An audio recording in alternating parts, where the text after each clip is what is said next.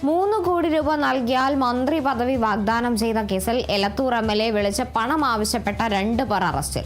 ഡൽഹി സ്വദേശികളായ നിതിൻ കുമാർ, ഗൗരവ് എന്നിവരാണ് അറസ്റ്റിലായത്. റിയാസ് കെമാർ ഉണ്ട് കൂടുതൽ വിവരങ്ങളുമായി. റിയാസ്, എന്തായാലും ഈ സംഭവവുമായി ബന്ധപ്പെട്ട് കൂടുതൽ അറസ്റ്റിലേക്ക് കടക്കുകയാണ്. ഇപ്പോൾ 2 പേർ കൂടി അറസ്റ്റിലായിരിക്കുന്നു എന്നാണ് അറിയാൻ സാധിക്കുന്നത്. എങ്ങനെയാണ് ലഭിക്കുന്ന വിവരങ്ങൾ? തീർച്ചയായും 2 പേർ അറസ്റ്റിലായിരിക്കുകയാണ്. ഇപ്പോൾ ആദ്യത്തെ അറസ്റ്റാണ് ഈ രേഖപ്പെടുത്തിയിരിക്കുന്നത്. ഇതുമായി കൂടുതൽ പേർക്ക് ബന്ധമുണ്ടോ എന്ന കാര്യം പരിശോധിച്ചു വരുന്നുണ്ട്. എങ്കിൽ കൂടിയും ഈ 2 പേർ തന്നെയാണ്, അതായത് ഡൽഹി സ്വദേശികളായ നിതിൻ കുമാറും ഗൗരവും തന്നെയാണ് ഈ തട്ടിപ്പിന് പിന്നിൽ എന്നുള്ളതാണ് പ്രത്യേക അന്വേഷണ സംഘം മനസ്സിലാക്കിയിട്ടുള്ളത്. Kozhikode city cyber crime police Delhi പോലീസിന്റെ സഹായത്തോടെ ഇരുവരെയും ഡൽഹിയിൽ നിന്നാണ് പിടികൂടിയത്. ഈ കഴിഞ്ഞ 6-നാണ്, ജൂലൈ 6-നാണ് എലത്തൂർ MLA വിദ്യാ ബാലകൃഷ്ണന്റെ ഫോണിലേക്ക് ഒരു കോൾ വന്നത്. അത് വാട്സപ്പ് വഴിയായിരുന്നു ഫോൺ കോൾ.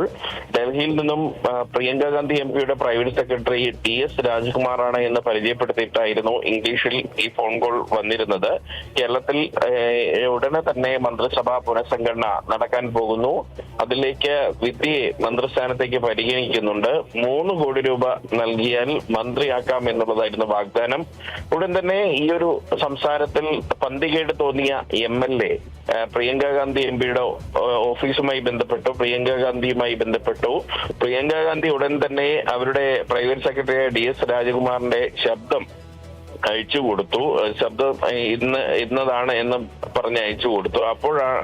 അപ്പോഴാണ് വിളിച്ചത് DS രാജകുമാർ അല്ല, മറ്റൊരാളാണ്, തട്ടിപ്പാണ് എന്ന് കൂടുതൽ വ്യക്തമായത്. ഉടനെ തന്നെ വിദ്യാ ബാലകൃഷ്ണൻ MLA പാർട്ടിയുമായി സംസാരിക്കുകയും അതിന്റെ അടിസ്ഥാനത്തിൽ പോലീസിൽ പരാതി നൽകുകയുമായിരുന്നു ചെയ്തത്.